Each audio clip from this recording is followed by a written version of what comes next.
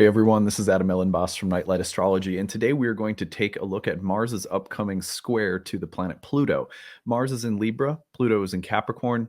The square is happening as Mars has also crossed the south node of the moon, so it's a particularly dynamic Mars-Pluto experience that we are going through right now. As a result, we want to take a look at some of the most dynamic themes that are probably coming up for people as this transit perfects. So that is our goal for today. Before we get into it, as always, don't forget to like and subscribe. Really helps the channel to grow. I love hearing from you guys too. So please make sure that you share your own thoughts and reflections on the transit in the comments section. If you want, you can find a transcript of today's talk on the website, nightlightastrology.com. I want to take you over there right now because, as you guys know, we are approaching the start of my new class, Ancient Astrology for the Modern Mystic, which begins November 18th. So if you go over to the website, nightlightastrology.com, and let's see, I'm having mouse issues today. Here we go. So go to the first year course and scroll down, and you can learn more about the upcoming program. Again, it starts November 18th. It is all recorded and archived on a class website, so you can go at your own pace. Or if you want, you can attend the live classes. So it's kind of, for some people, we have people all over the world in different time zones who follow along with the recordings. We have a lot of people who attend the live webinars. So you can choose either go at your own pace, attend live. As the program goes on and we complete new units of curriculum, we also have breakout study sessions with tutors, and we have a discussion forum where you can ask questions, where we also have a staff of tutors available for you. So it's a really well-structured program with a lot of support for people who want to go very deep, especially if you're pursuing, a professional path. You want to read charts for other people, maybe even go full-time.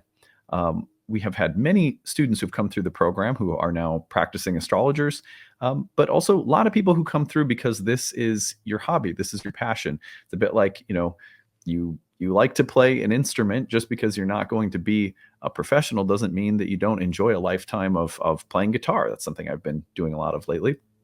But either way, the program is set up to meet you at the level of interest that you have. There's enough material outside of class with bonus lectures and reading assignments and quizzes and bonus videos and stuff like that, that you can really go as deeply as you want to. There's also an optional certification exam at the end of the year. But then a lot of people just take the classes and they approach it a little bit more casually because their intention is a little bit more laid back. So we kind of have designed the program to be as deep and immersive and intensive as you want it to be based on what you're hoping to get out of the program. But at any rate, if you have any questions about it, you can email us, info@nightlightastrology.com. And be sure at the bottom of the page to check out the enrollment options. Early Bird saves you $500 off. There's a 12-month payment plan you can use to stretch the tuition out over 12 monthly installments. And we also have need-based tuition. So if you are someone who wants to take the program, but you can't push yourself outside of your means, we get it. We don't think that people should have to put themselves in harm's way financially to take a spiritually enriching program like ours, or we just think in general that astrology should be accessible for people financially. So if you want to study, you need a little help, you want to work within your budget and your means, we get it. Please use the tuition assistance, apply for it. We'd be glad to work with you and your situation. So, and again, any questions, email us, info@nightlightastrology.com. All right, now let's go back to the aspect that is perfecting in the sky at the moment. My mouse is like, it's almost like my mouse has a cold or something. It's like moving really slowly, and I probably need to change the battery is what I'm guessing. But anyway, let me slowly get this situation. Here we go. All right. So we're looking at Mars's square to Pluto. Mars is in the sign of Libra and is going to be squaring Pluto over the weekend. And so I'm going to bring this up on the screen so that you can see it. There we go. And here we go.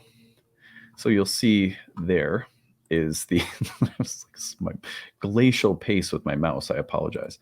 All right, so here we go. So here's Mars in Libra, and it's just crossed the south node of the moon, which we also talked about this week. Now we're looking at the transit of Mars to Pluto, which is perfecting over the weekend. So let me see if I can, I'm going to see if I can slowly advance this by a day. And you'll see that the square comes in between Sunday and Monday. So that's the Sunday, October 8th into Monday, October 9th. So that square is powerful for a variety of reasons. One, we have an eclipse coming up in Libra on the 14th.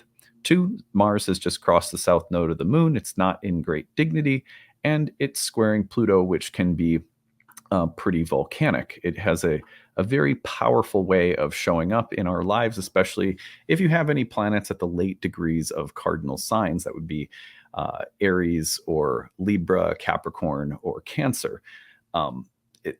Planets at late degrees of those signs right now are getting, receiving the square or opposition or conjunction from Pluto, and then Mars is going to be activating it as well and maybe creating like a T-square in your chart or something. So it can be a pretty bit dynamic one, especially if you have planets at those late degrees. But I want to speak more broadly today about what you can expect thematically from Mars's square to Pluto. A lot of people get freaked out about this one. This is one of those combinations that I could easily add to my list of videos that I've been making on how to avoid astrological burnout. Don't be afraid of Pluto. Well, one you could add to the list would be don't be too afraid of Mars and Pluto getting together.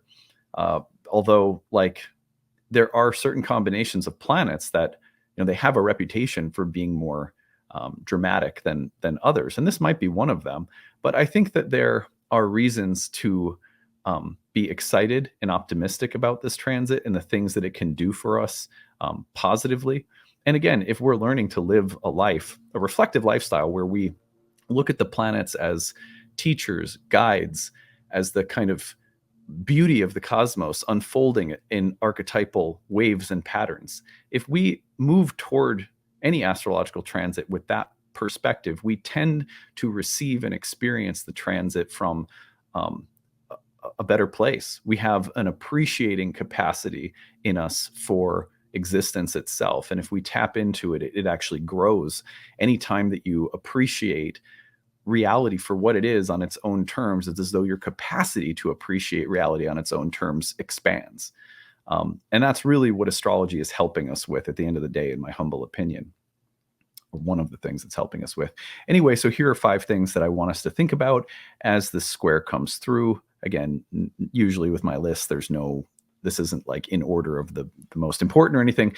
The number 1 would be eruptions of Mars energy. Eruptive because often when you pair Mars with Pluto, you get that kind of the force of Mars coming up from a subterranean, underworld, unconscious kind of place in dreams or in moments of, where there's powerful surges of energy where Mars shows up almost like, there's been a kind of, a pent-up development below the surface where it's not as easy to see what Pluto's doing in the unconscious and the things that are growing beneath the soil in the garden, before they show themselves, kind of a Plutonian image.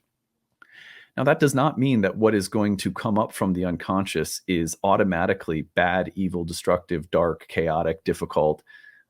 Most of the time, as we talked about when I spoke about people not being too afraid of Pluto recently, is that most of the time those things that come from the unconscious are here to help us grow and heal and learn to live a more soulful life. So I really fundamentally think that all of the planetary combinations are trustworthy in that sense.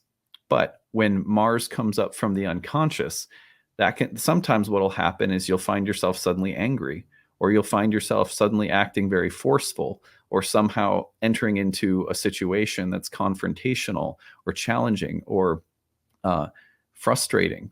This is Mars and Pluto sometimes is like, suddenly I'm finding that I have a fever, like heat is a Mars quality.